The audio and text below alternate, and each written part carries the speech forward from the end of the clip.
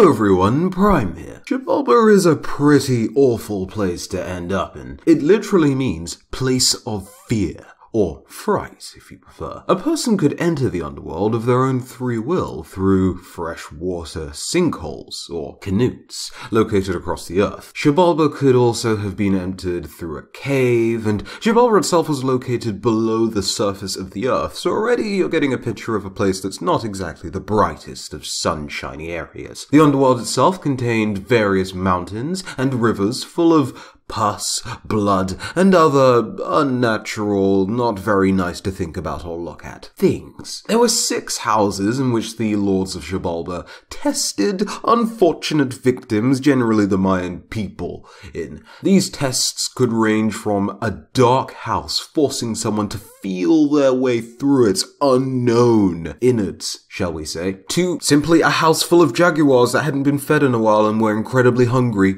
meaning that you would be incredibly unfortunate to stumble into that house, and a house full of nothing but spinning, rotating blades ready to just sever your flesh from your body. That's a beautiful underworld that you'd love to end up in, no? Well, the rulers of Xibalba worked in pairs. Hunkame, 1 death, and Vulkubkame, 7 death. They were the top dogs of Xibalba, with Hunkame being the top dog. A nice thing about Hunkame and Vukub that you might want to know is that they actually fathered, or at least they have the same bloodlines as the hero twins in their rivals. A chap who has the epitaph Flying Scab and his partner Cuckoo Muckquig, gathered blood is what that means, ended up also sharing the bloodline of Xbalanque's mother. That in and of itself just raises the question for Xbalanque. Was he part demon in that case? Not a pure full god?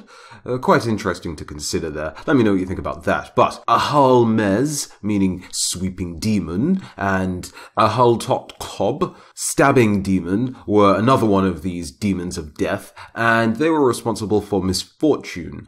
Typically, they like to leave assortments of wounds on their victims.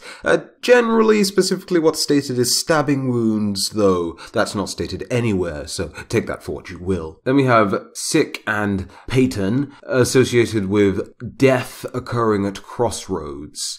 Usually this death specifically is them coughing up blood, bleeding in some way, and eventually just dying from lack of blood, so isn't that nice to think about? Lastly, the last pair of death gods we have, their epitaphs being Bone Staff and Skull Staff, and I left these guys till last because their method of killing their victims or torturing, causing suffering upon their victims is that they would slowly cause their victims to sort of wither away until they were nothing but skulls and bones, still alive as the skeleton skulls and bones, just to prolong their suffering. Quite unfortunate. And as a last note, assuming that you've either survived some of these trials, tribulations, or just been, the playthings of any one of these gods or lords of Xibalba, any other inhabitants of Xibalba essentially just do the bidding of any one of these gods that have claimed them as theirs. So you're not even your own person anymore, you're just one of these gods' minions. A bit like how Atwash treats those zombies. Yeah, those zombies don't look like they have the best qualities of life, so Mayan Afterlife, not the best place to go in the world. But moving on to Yomi, or rather, its full name being Yomi no Kuni, Land of Darkness, also known as Ni no Kuni, meaning Land of Roots, Soko no Kumi, Hollow Land, and again we're keeping the theme of dark, depressing darkness. The entrance to Yomi is sealed off by a massive boulder after Izanagi fled from Izanami, because Izanami didn't exactly have her makeup on,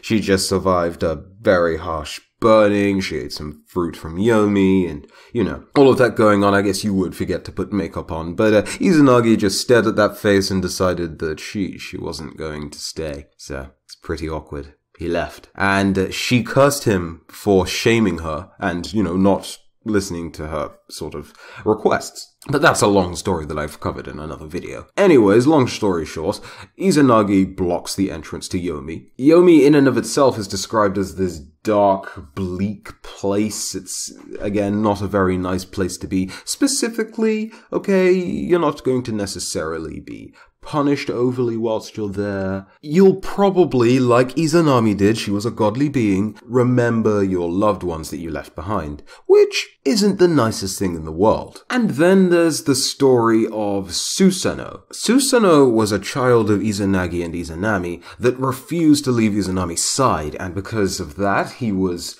in some variations of myths, banished to Yomi. Because of the fact that he was banished, he takes over as the ruler of Yomi, and it's funny because Izanagi was supposed to be the ruler of Yomi, but, Susanoo is just like, no, I'll take this realm then. Okinushi, who was apparently related to Susanoo by blood, sort of came all the way down to Yomi to ask Susanoo for advice regarding his 80 brothers. You see, these brothers were kind of in some sort of conflict or disagreement about who should rule the world. Upon viewing Susanoo's daughter, Okun kind of sort of falls head over heels for her and marries her instantly. Susanoo doesn't exactly like this and forces Okun to have a little nap overnight in a dark, bleak part of the underworld. Not a very good place to stay. He would have been killed were it not for the fact that Susanoo's daughter, Suseri Hume, helped him out. And she also helped him out again when Okun was combing Susanoo's hair.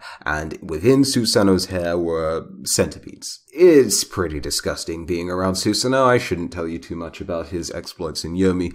Point is, Okun flees from Yomi with Susanoo's daughter, takes Susanoo's sword, and slays his 80 brothers. Then rules the earth for a bit, until he's replaced. But, he got to rule the earth, so that's cool for him. Point is, he didn't stay for very long. He didn't enjoy his trip down to Yomi. Yomi's not a good place. But let's not forget Hades. The Greek underworld is guarded by Cerberus, who savaged any beings who would try to leave the realm without proper permissions. Of course, sometimes Hades would allow people to come and go freely, or if he was ordered to do so, or advised, shall we say, if you don't like the term ordered, by Zeus or another god that might have had some sort of supremacy over him, then, of course, entry into the underworld would be permitted. Otherwise, you were going to be kept there forcibly by Mr. Cerberus. It was a dark realm filled with hollow men that could leave in the forms of ghosts only to demand that their family on Earth bury them properly. It was a notably damp and moldy place, and continuing the themes of the previous underworlds, or at least sections of this underworld, not very nice to live in. Hades was a bit of an unpredictable ruler at times. See, Persephone, his wife, he actually gets her by initially kidnapping her, opening a fissure under her feet and having her fall into the underworld. Of course, the saving grace for Hades in that case is that technically, he didn't do her any harm. He was pretty good to her, and she actually returned his affections, unlike a lot of Zeus's relationships. Within the underworld itself, though, there are several sections. Tartarus was like a prison area where defeated godly rivals or beasts were kept. Think Cronus and several titans that were banished to Tartarus after the sort of titan wars and conflicts were past. Suffice it to say, you don't want to be there. Unless you're, of course, pretty powerful, but let's face it, if you or I were to end up there, we probably wouldn't last longer than 2 seconds. Except you would, because it's not like you could die again, so it just wouldn't be a nice place for you.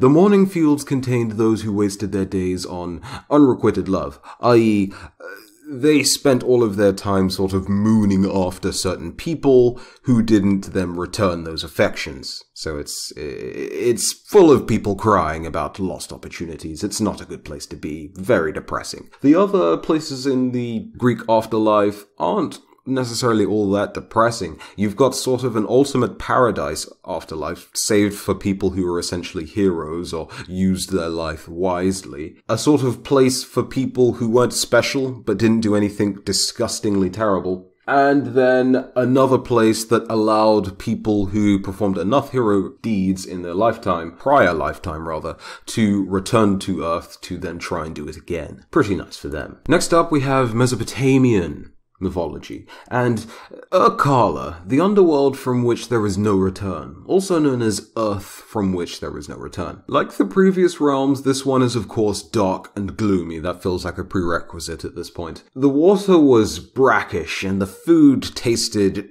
terrible. Specifically, the bread was quite nasty. So you're not going to enjoy actually eating. And surprise, surprise, yes, you actually need to eat and drink in this afterlife, rather. But your social status, whilst you were alive, was determined how comfortably you would be in this afterlife. I.e., if you were a king, for instance, you could be buried with a lot of different items and goods that could just support your life in this afterlife. Whereas if you were much poorer, you of course had to work harder to sort of get this better afterlife. Now, it was believed that your body in this afterlife would eventually sort of age away. But this is of course after your first body, your human body on Earth, has already gone through that process. Now, if you were a mortal foolish enough to want to enter this realm, you could. You just weren't allowed to wear clean clothes, carry weapons, or make noises that would disturb people inside of the realm. If you broke any of these rules, then you might find yourself permanently stuck in Ikala. So,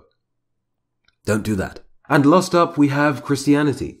Now, we're all familiar with the Christian hell. I'm mentioning Christianity because the last 4 afterlives have literally just been dark, gloomy, horrible places, with the exception of perhaps the Mayan afterlife, because that's quite various, but it still does have its dark, gloomy areas. Christianity, however, is literally lit. It's a giant, blazing, burning pit. Okay, it depends on your interpretation. Some believe it to be this literally burning place where your soul is just punished eternally. Others see that as a bit of a figure of speech. What you'd be experiencing there would essentially be the same as you being burnt endlessly for all eternity because of the fact that you had some unrepented sins that you didn't atone for. Either way, people to this day don't want to stay there, so I'm pretty sure that we can all say that it's not the best of places to end up after you go. So I just felt like it deserved a spot on this list. That's been the video, and I hope that you enjoyed. If you did, go ahead and leave a like. And do you agree? Are these some pretty terrible places that you probably wouldn't want to end up? Would you actually want to go to these places? I don't judge, but please tell me about it in the comment section below. Or perhaps you think there's an even worse, darker, hellish pit that I didn't mention.